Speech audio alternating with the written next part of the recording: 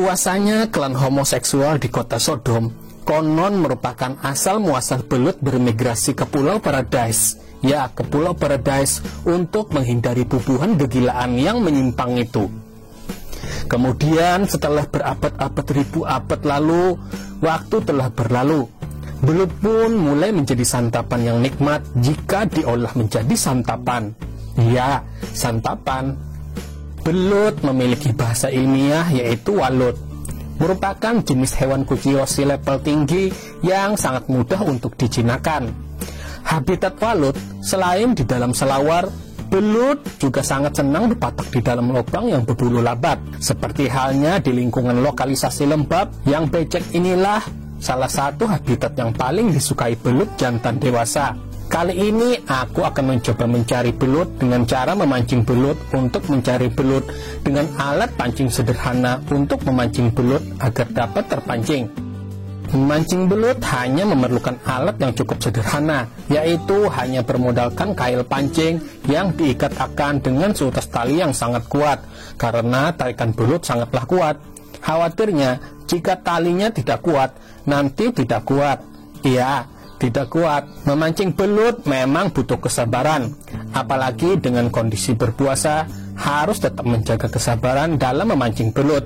Belut yang aku pancing masih belum kudapatkan. Dan akhirnya aku disinggahi oleh seseorang yang menawarkan jasa untuk menangkap belut, yaitu pawang belut.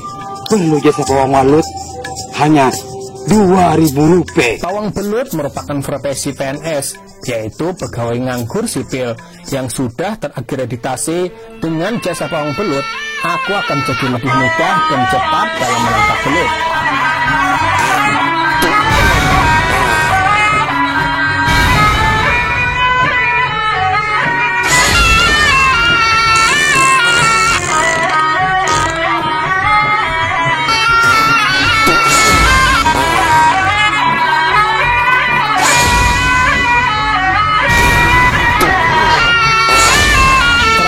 Turun-temurun ini menangkap belut dengan alunan suling sakti sang pawang akan membuat belut menjadi sangat terangsang dan terhipnotis langsung hingga orgasme, bergerak menuju ember pawang belut dan akhirnya lemas seketika.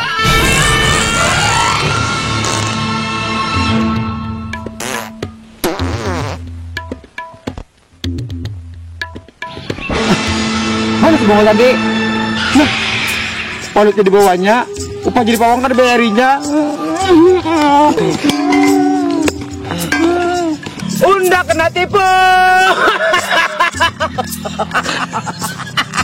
Unda hilang di bawahnya.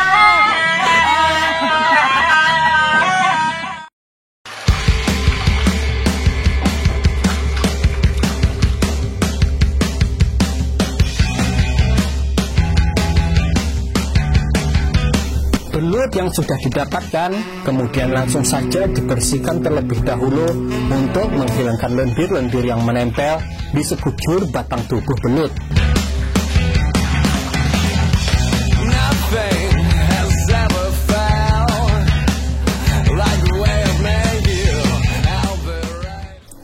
Limbahnya itu tatak-tatak belut sesuai standar SNI untuk nantinya dibuat ke dalam wadah lalu dicampur dengan bumbu-bumbu rempah.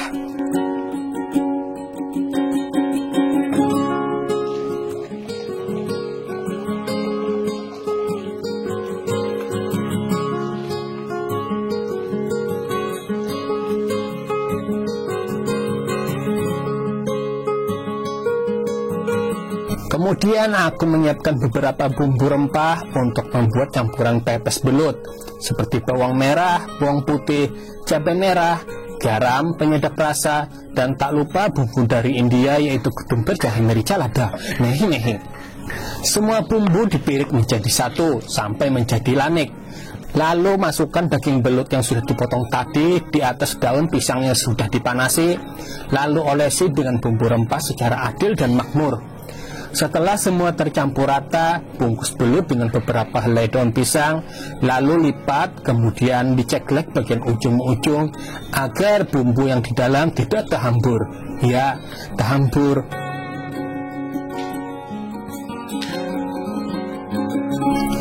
pepes belut yang sudah terbungkus rapi dengan daun pisang, kemudian siap untuk dipanggang. Lalu menuju tahap membakar pepes, yaitu dengan teknik pembakaran dengan cara metode purbakala, dengan membuat sebuah lubang di tanah, kemudian masukkan pepes, kemudian dikubur, lalu nanti akan dibakar di bagian permukaan tanah tempat pepes terkubur, dengan menyalakan api dari kompor dengan kompor-kompornya sebagai alat pemanas.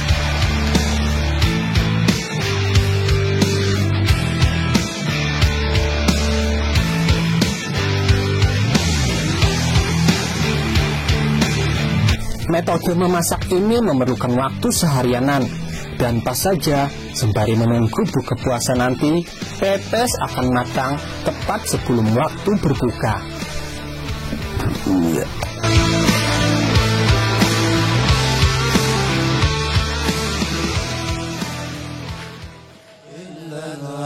Nah, sekarang sampai waktu kita berbuka puasa. Selamat berbuka puasa, selamat berbuka puasa. Pepes belut merupakan makanan dan jajanan sehat yang bagus untuk tubuh. Memiliki kandungan daging belut pada dagingnya dan memiliki beberapa manfaat bagus untuk tubuh. Salah satunya sangat bagus dikonsumsi saat parut kelaparan.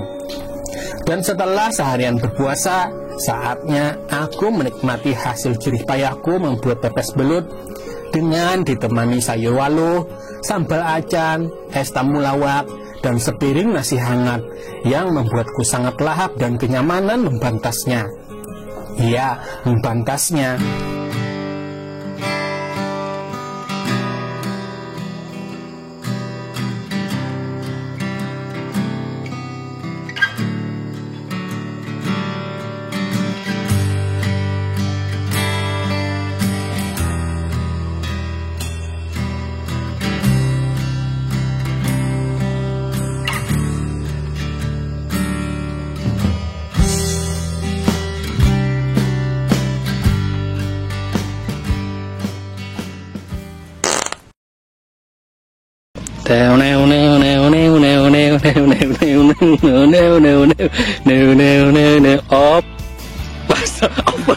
Opnya jangan langsung kaget gitu.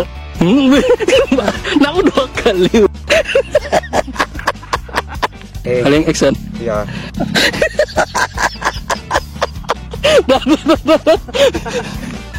Jadi gila.